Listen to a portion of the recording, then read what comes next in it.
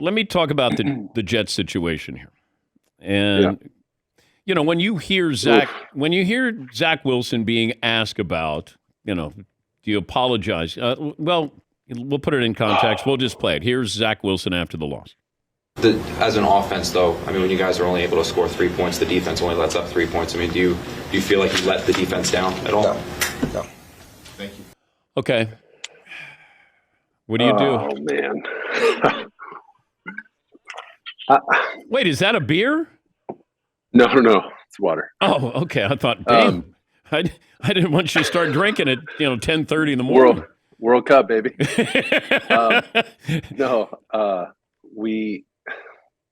Here's the deal.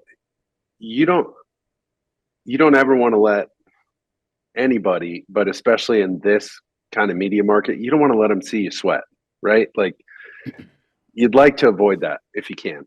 And I know Rex sounded off on him. I feel like every other week I catch strays from Rex on TV, but yesterday he actually had my back, and this is something you can't argue. I can't say I was the most talented. I can't say I was the most successful.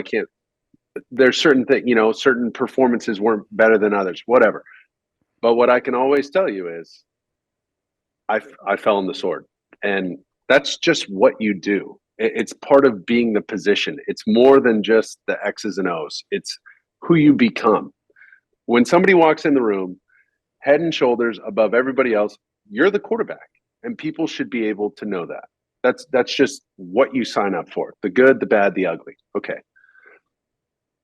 The easiest way, in my opinion, to handle what he had to handle, and it was a, I'm no attorney, but not maybe badgering the witness, but leading the witness, Your Honor. Like, it's a little ridiculous, the question.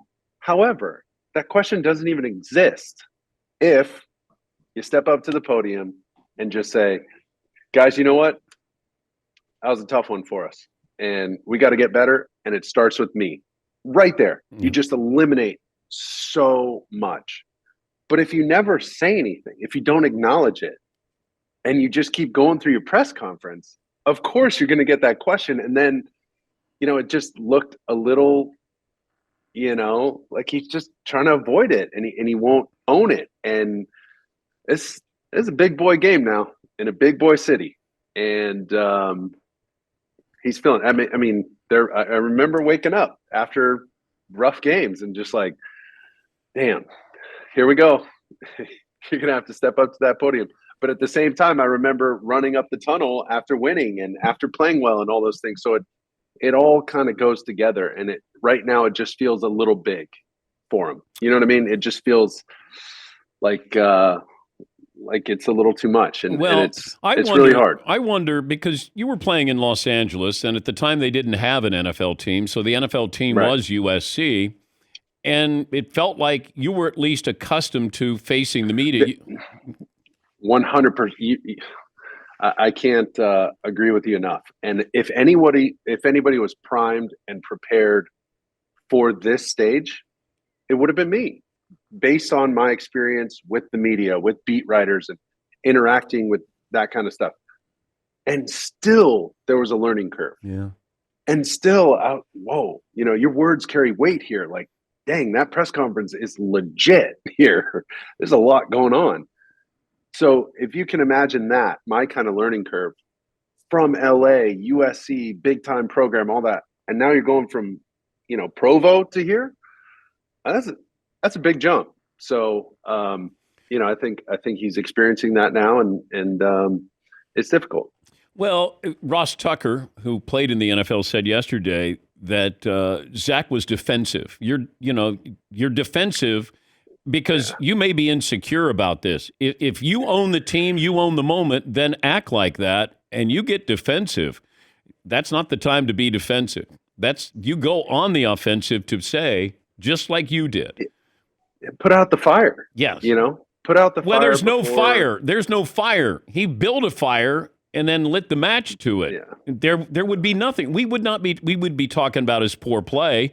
Would you start him next? And that's the thing. They're gonna talk about if you throw 5 touchdowns or throw 5 interceptions, they got to report it. Somebody's gonna talk about it, right? Like, it's gonna happen either way.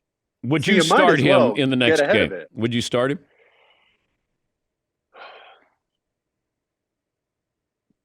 The way, here's what you got to ask yourself: like, is he going to give us the best chance to win? Is he putting the team at risk by putting the football at risk consistently? And right now, he's done that in a couple of knucklehead plays, whatever. I'm okay with a miscommunication, a bad throw, a really good defensive play, whatever. But if you get too careless with the football, you're going to make people ask, like, all right, is there somebody else on the roster that can take care of the football better than the person playing right now? Can Flacco do it? Probably, based on the way this defense is playing. It sounds like the head man wasn't he was non-committal about him starting. Gosh, it's so hard to say. Like, I can't say bench him.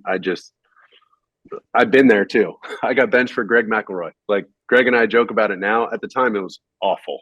But first play of the game, I throw an interception on a read that I know better. Like, I tried to force a ball, and immediately Rex was like, "No, we're not doing that. Get out." And it was probably the right move. Like, you hold the hopes and dreams and aspirations of the entire organization when you hold the football. And if you're going to put the football in jeopardy, you can't play. You just can't do it. So, God, I can't. I'm going to go Robert Saleh non-committal on this one. I don't know.